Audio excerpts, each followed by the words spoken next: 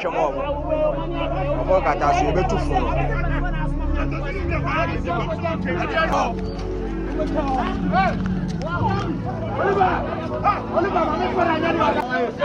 ama me froni bai na moko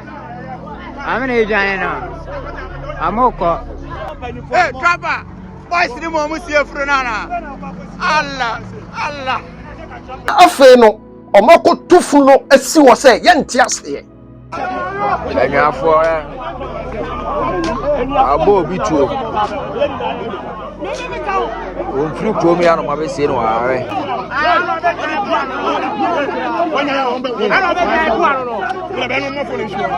Honorable Sami Jamfi na se unim pon a ye friend se Mr. Amankwa nipa bonefo bi akoto ahye no so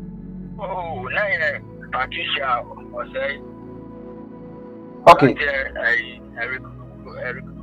you know papa na never na just papa na dey krom on free okay no na ko me na na mo ko ka chiro mo say she bi angwa chemu a chiro mo say ni na kunu no tie papa ne bo ba kudin say wo na wo ma ye me saa no see ne obodi di so na me no see ne mu shutu no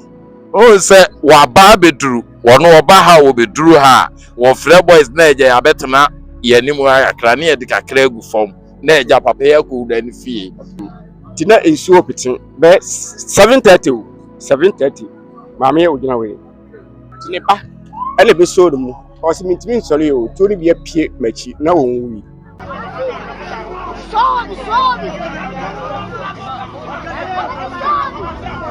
Diane Savannah Safo. Me can fuju TV. Amo bibia Canada ha de no an e hwede je ani. Ho na be hu no ma papa. Ene nsam papa. Ene jesam a e koso.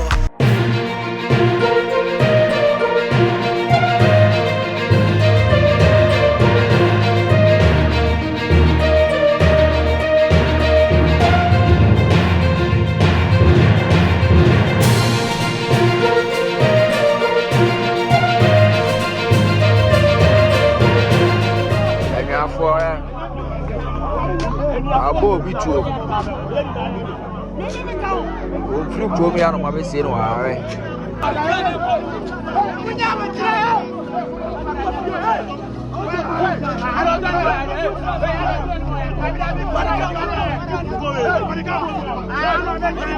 Mama go sie fru na trapper boys ni mo mu sie fru na Allah Abusia, welcome back to social media trend. My name is Jude Safo. Abusia, asem kese bi asiwo ntonso. Na de ntia me de asem we ebra won se yete ho panyini sam se efunu kwasie ye ensam ba fie. Ba se efunu we de akwasie ye be 5. Ni na ye reject. Talk me now.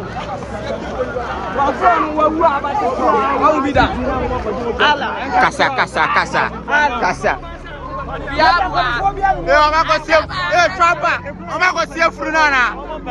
Trapper. Boys ni mo mu sie fru na.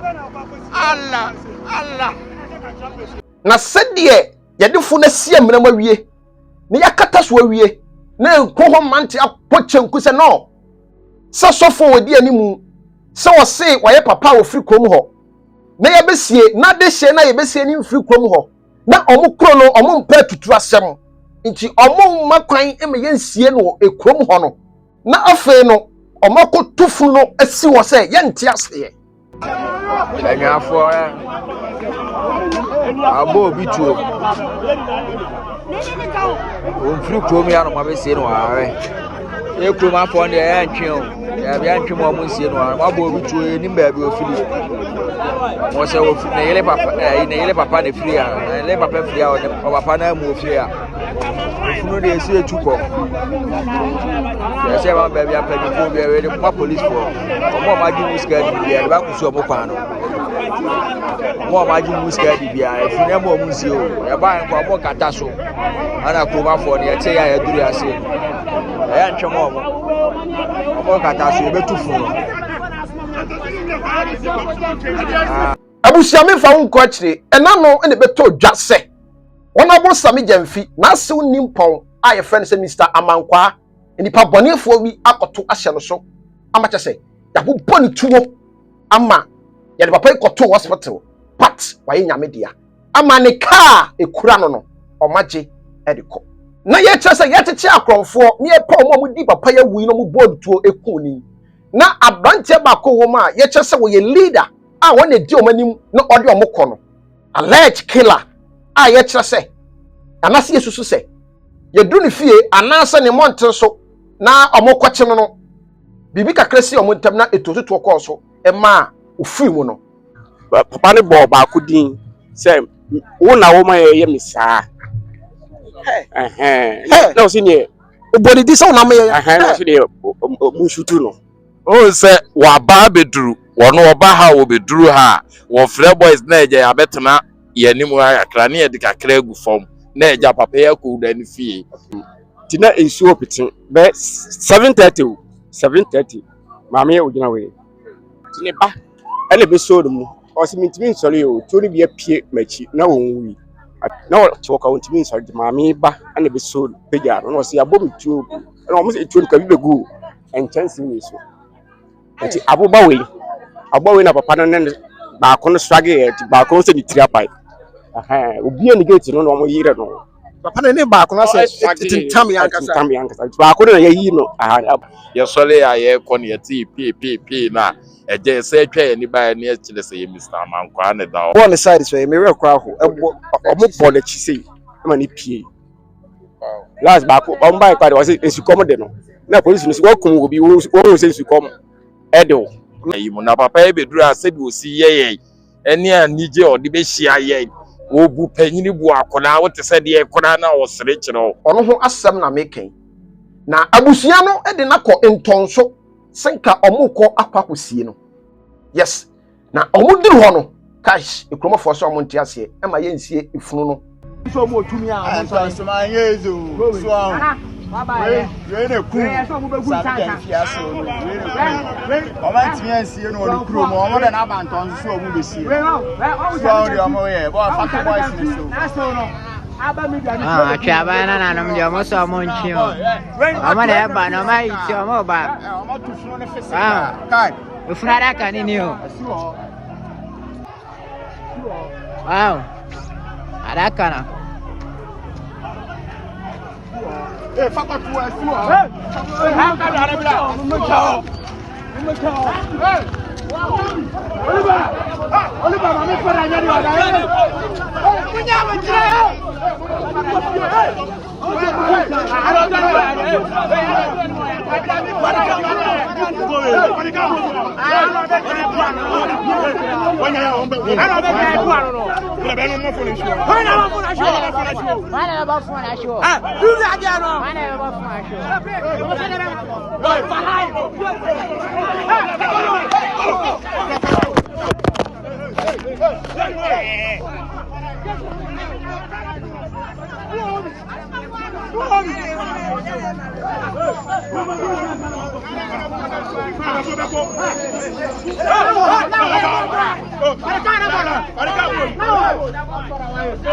Ama me fruni ba na mo ko.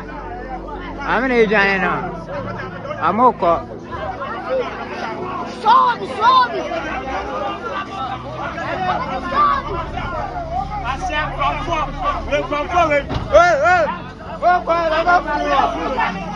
Ama jane aja mo funu no. Konfo no ku sami dan fiaso. Na funu na be din tonso na mo se den. Na abranche wodi animu na olidi eye edom no kɔ hɔ sɛ da bi yekroma basabasa ni ha sebi eni fi beduru samre ye hunu sɛ krɔmfo bi afiri ada te sɛ wo yɛ krɔmfo de a ekroma yɛ mprema wo nsie wo na afenso no wo mfiri kromu ha ti adenti na wase ekromafo de penie na nkofo bi hyɛ akyire na sɔfo nimpɔn wo begina hɔ na wo hyira so sɛ ye de ni besie nti ɔmo ntia se nti ɔmo tofunu no back saa branche yi gina homa no so abusua yɛnkɔ ne nkyɛn ne ntwetwe nkɔmɔ na yɛnhunu ensɛm no mu ye na wɔnkyere aseɛ bi ne yɛnte nsɛm bi ase patro so wodi ne de sɛ biem edi ne de Francis ba dodo na fɛ mu ma ɛna so so tonso na me Okay, tonso ankasa na fu ya de hye. Me de hye. Okay, na no ne nya nte ye sebi. Ya be sie fu bi wo mukrom ho na emnante wo ho sebi. Nipa bone yesem bi ni ho na mo hunu se obi kura di wo krom ho. Enti mo ampena me yan sie fu yi. Da bɛn na asɛm sie na sɛn na asɛm ni sitie. Oh, was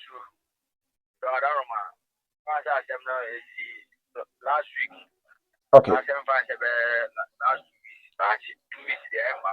Okay. The honor man, the honor who said, so for being a month for China, yes, here on my Asia and I be so. China is so promo, as you said,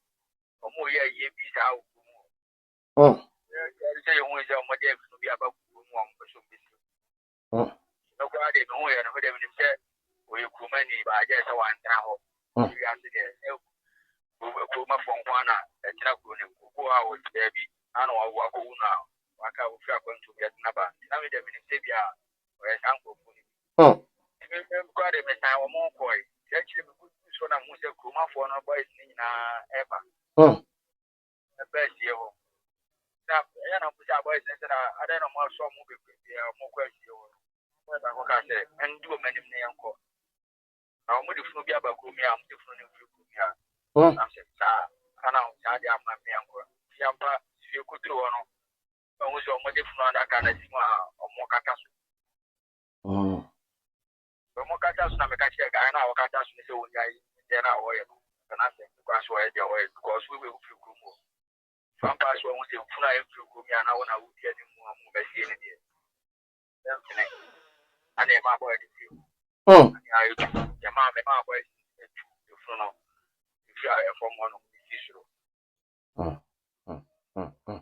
Enti saa tam no na asɔfo gyina hɔ ana sɛ nipakuo bi gyina hɔ ana sɛ busuafo bo no musie na na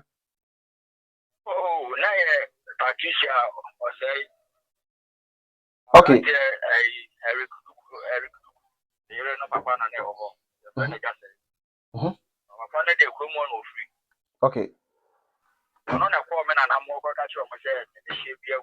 ankwachemu achọ mo say dey na kunu no tie mo ka tie say na the shape here so say bi say penyon for there mo na wa no free so aba be ka say the shape no mo sun tren na no mo so man be bi na mo de no eto so achi na e dey ti mo na de funu no ye Eric dukuya obo sabi ga fiasi etu no achi na ka no mu no mo de aba bu mo ba bi yesu kroma for no no ye hu ma sia no me aka funu na de mo de akonkonko bebe so ade amenti ase se kura ofisi no o ma bra mo menti no ade no we ne ne papa kromu na mo ba be si funu da no de kroma for no nya tune wo kromu nya ya ku fu so anti ase ma ye si funu okay enti mu kyerɛ mu ya na sɛ mu susu sɛ ana sɛ allege sɛ wɔyɛ krɔmfo na wadi awu ni ntina mo ma kwam yɛ nsie no ho oh that the beginning of mobile no na police for na to mobile the boys na kwa na omunim say on ba be general scatter because they are police for the bag no okay so ma be general scatter na baba ko e ma dan for ba kunya na tie say funu no e fi kromo okay Eric Duku amu no mo dia ba ku okay ma for so ya say mo we be see bakwa mfo a wo firi kromo ibi no kromo ko manji no mo de akonko bebre mo manji nti fi na e kromo no ba be si ku ayi amu na de aroma no de asi amo ana no mo kyerɛ sɛ ɔmo de akonko bebrebe so ana mo kyerɛ mo de ka de akɔ asonoma so e de ka de akɔ ni kromo kra bi o manji befu no na si no ho mo de akɔ asonoma so manji o man pina mo manji no okay ana mo sa de manji so ne sɛ ntɔnso deɛ bɛrima no kasa deɛ ɔmfiri hɔ kyerɛ mu ye okay ne wife so mfiri hɔ the wife ne papa ne firi kuro ni okay okay okay enti yɛ sɛ no moto amu ne si wɔ ne funu ɛfa ahefa o ye tu amu ne si wɔ na ɛkwa de yɛ kwa de yɛ sɛ mempene mo mo fa funu ne ko so funa mfiri kuro mu a ibi o bushafo bɛrima no o bushafo na me so menya ntia se be ma no so ska be so ska pa ya me ntia se ebusuani bia timi andi fu na chi a oba ne papa no na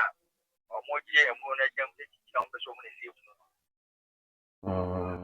timi kire se efu na mutu si fu etu fra mra mu si fom no e fa hin fa biem ko efu no de etu si wona omoje tu ambulance ni mo ko e de ehu ba bi omoje emu ne fa biem ba e chi na kai ba ko wo ji fu na chi na no shia menton so station ono o ka se emu no omoje akọ kafo agba ko si no e de se no pressure nya no kure wona na tina no kan ni se o si no dia Oma ya hwa de bi wo ha asem si se ya aya na abusuafo se da tena se esa abobo hu kakra awodefo ni ba ya moka se mompene no abusuafo bi tena se edwene ho se da bi yema ni nsie yensie no ha na ase bibi za ose edin kan no Patricia say papa ba e ba me na na mo no ana no kwa echi no ama ya me na na mo no bia ni ya se o mo di funu bia ba ho eye be amuhene na o ku mu no funu de buku si a e wo si a eye be amuhene na be da be amu a o ma da na to ai Patricia say papa so ba me na na no ho an kan che ne se mu sei na o de ba ku mu ka che o mo se e di shebi na ewu aka kwa tum no de na ba ya ise no so o se ku mu no so de fine o fru ku mu o no je to se de she de enye na kusafo nyina so ne de ani ni mu o ka da no na mo pe bi ma ne so mo fa no to wow ya che no na ya ku ma fo no ya na tie se mu fru ku mu fine na nye na kusuani no ya na ase ene ne ga ai na blantie no atiase ko sha da kan mu yi na me she picture na ta ya da kan na mu se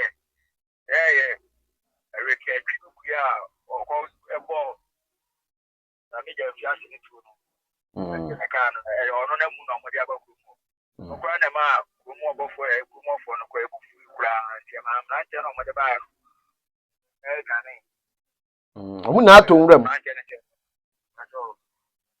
mrante de ebe kata so omu na ato nwram omu nyina ya je to nwram omu je ga ni wow mo kwa me ka so mo je ebe bo mo an ke ebe bo mo da beginning no mo de ba ene so for di mo ni bia ya basa o mo na ti o mo bia ya da juma ya nya basa ba so o de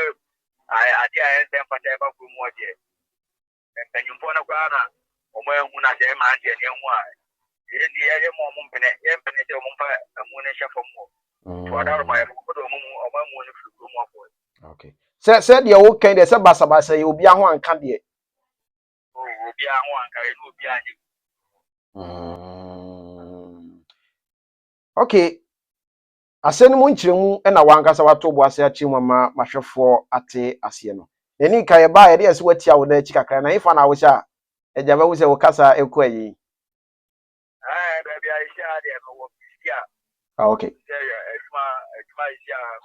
no me issue excavator okay man so de parent na fa okay ikintini so mi no bia pe positive beginning no blog bia no a ya video na me posting obi en ho sha Matias pa Matias okay other bloggers now mo mo dia ba media no nyina obi en ho a what am I doing the content bia no bro ye beda wase se waje bre na woni ya bon komo wa kire ase amayate ase yi na ensem bi wo kire kakra nka obeka se futu nsem ya na se bi kakra na ye ja ho yi futu amade be mo me se sem penyumfo no na sorry because at times the same post we ka se edi hie bi awu a kwa se abusafo na se kumu ofo penyumfo twe emo mo mana da bless of man ko twe so munya abotre no mo hwehwe manza because na penyumfo na ba no sika die ni ti ko kwa obi funu no agye ho sika mo afa ne se na kusua ni on na sie because of akro bi nya hye no Yatiase no be ka se kusua ni no mo be sie no ti bi na be se mpanyinfo no mo deda konkuro na no mpanyinfo ya hemfofo no so bi de sa ya asem bi sa ba bunya abotre no mo hwehwem ko de mpanyinfo na ba no bunyina no kwe no mo bia nka no kwe ai na de yam pene ma yeso so sa ne ma na mpanyinfo no ye mo bi sa dia yam pene mo mo ba okay Uma yeda wase se wanya bre na ne abon komo bi why okay ibeja ho enti abusia de ekoso na abranti ato ne boase achechi mu mama kwate ase no na eya de bia metaka asemi se wabrabo ene de obeye no wuda ho no atuntwa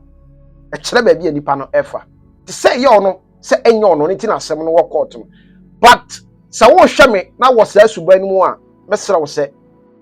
aya hwewei ne sua de kakra na ekro bi wo ha ye bowuto sa wo ye kromfo a wo ye kwan ya ntwema wo ma ye nsie wo na ho bebrebe ofa yi kwa no so a abrante bi sa oro kwa de kuma gidigidi avram de efunu kure ko twasi kwa na mo so mo ntiase ayi fo so mo ntiase se wo di kun efunu kakebe wura kuro nim eye asofia asam na make asofia asam ya asam na make bushafo so mo ntiase eye kromo mpanfo se adai na person di funu kura be fa because nipa no ye basa ye bushia be stress so wo sa sunimu na wo ye ho kila bi ni sa anwuma bi a aya bo abrapapa ma odin kila no fa ya de papa enya de bi asabi eweye no be di obi awu na sede atuni menka asasa na ote but allege